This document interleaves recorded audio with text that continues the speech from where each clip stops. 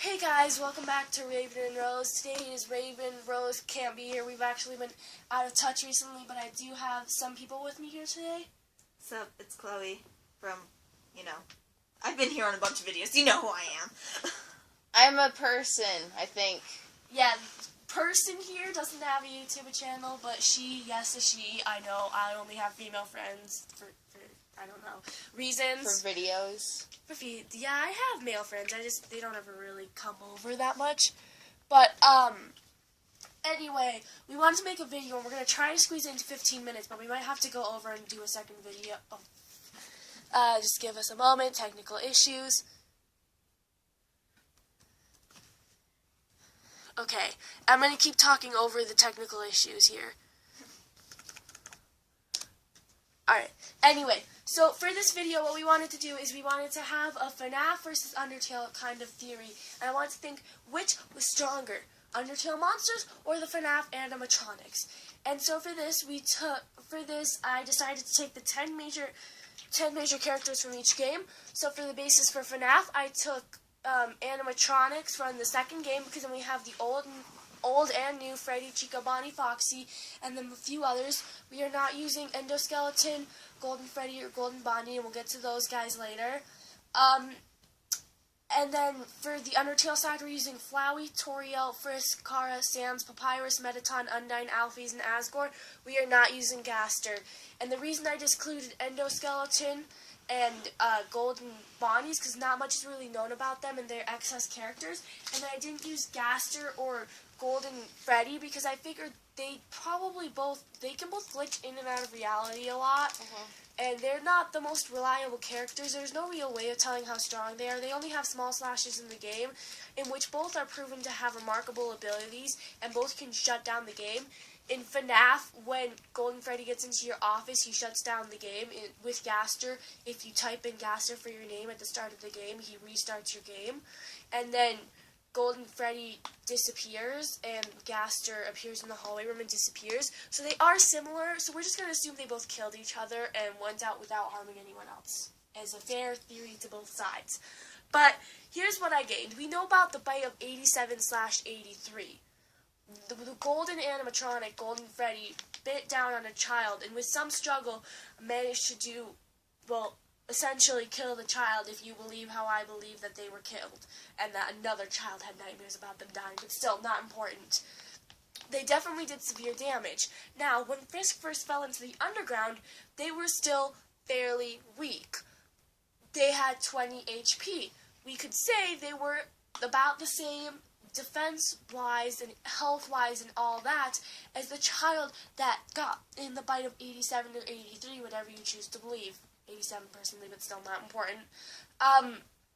So that means one of the animatronics bites can cause 20 HP gone, which puts them at an advantage, since that's a remarkable amount of HP, actually, as long as you're not going on a genocide run. But, well, they're animatronics. They're kind of are going on a genocide run. So we had to figure out how that play out. But another thing I wanted to mention was the scooper is a good way of telling it. In one hit, it managed to scoop your insides out with little to no strain. Yet it took 3 hits to get Ballora down, and I still think she wasn't finished off. So whose HP can we reasonably base off of? Well, Toriel doesn't want to hurt you when you first meet her, so I don't think her HP is reasonable. But Papyrus, I think he has the HP of about an average adult. 5 defense, actually. So we can assume the animatronics are at least 3 times this, if not more. Undyne has 20 HP. So, since the scooper took the human with so much ease, but the animatronics multiple times, I think it's safe to say that they have, about 20 HP each. And so, other than that, it's just like, who would win in total with those stats already set in place. And so I kind of tried to pair them up fairly equal, but I figured the main thing people will want to know about is the Marionette and Sans, the two most unstoppable forces. For Chloe, who hasn't seen FNAF, the Marionette, basically you wind up the music box, and when the Marionette gets out of the music box, you're dying, one way or another. alright? And there's the obvious jump scares and stuff. But unless time manages to save you, the marionette is an unstoppable force. Just like Sans in the Genocide run. Okay. So, I've seen pictures of the marionette, so yeah. I don't know what to talk about. Yeah, the marionette's that one up there. So Okay. we can assume that they'd be, relatively the first ones to go at each other. They both have a weakness. The marionette, the music box, the Sans, he wouldn't attack you until you really posed a major threat. But the other teams don't know this, so I think they would end up having to face off. And I think this would be the turning battle of the event. And so I'm going to try to wrap this up really quickly. But I think Sans Karma Effect we know works on children because of Kara. So we know it will work on the marionette. But with marionette having that high of HP, I think he would get a hit in and it would knock down about half of the marionette's HP. But the marionette would eventually learn and get the better of Sans and end up killing Sans. And the marionette would lead the battle for the rest of the FNAF characters, being the one that can teleport and is practically unstoppable and the strongest out of the ones there. So now I want to open it up to you guys and hear your overall theories and if what you think I said was consistent or not and what you think would win. Okay, I mean, I think that you have some really good ideas, and, now, this has already been established, but, I don't know enough about FNAF to, really add much to this, but, yeah, I think that what you based everything off of is good. I think that, how everything, is good. So, yeah, great theory, and I'm just gonna go with yeah, sure, that works. So, yeah. What about you, person? I agree with most of it, and I agree that Sans and the marionette both have the same amount of HP, and I agree that the animatronics would probably win. Well, and really quickly, it's not that Sans and the marionette have the same amount of HP because Sans only has 1 HP. It's at the attack factor more so. Okay. Okay, sorry. Mockery. Yeah. So I agree with you that the animatronics would probably win in a battle with the monsters from Undertale. I think it's a good theory overall, and it was cool. I was expecting a little more opposition, honestly.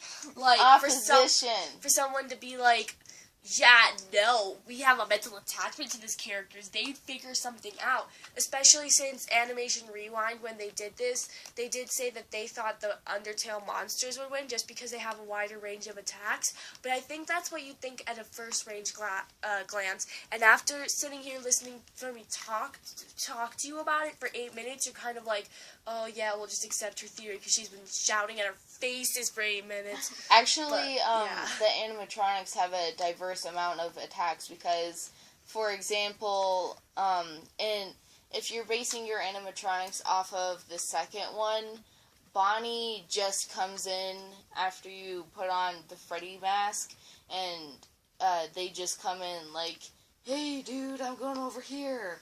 And then Balloon Boy comes in, and he has the ability to turn off your lights.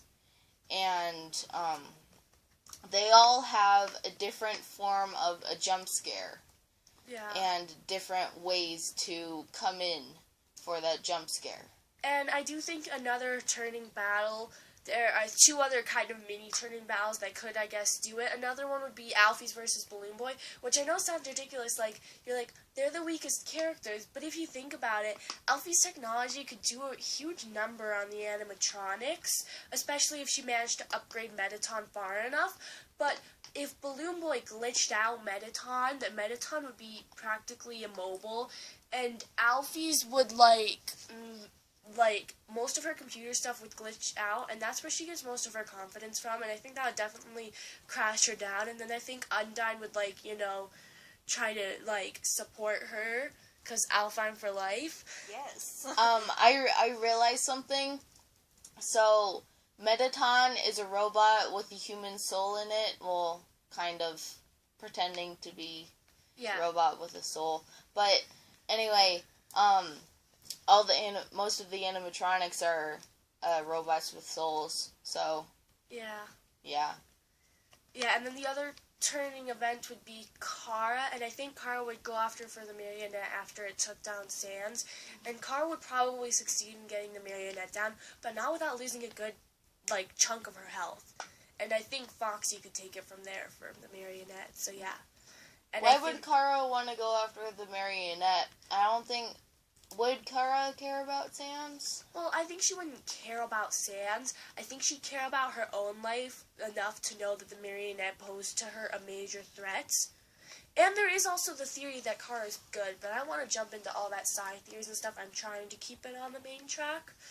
So, yeah. But if you want to see that theory, it's on Judgment Boy. It's good. Anyway, I think that's all we have so now. So thank you for watching and bye. Yeah, Say bye. thanks. Bye. I'm a Wiggly. person.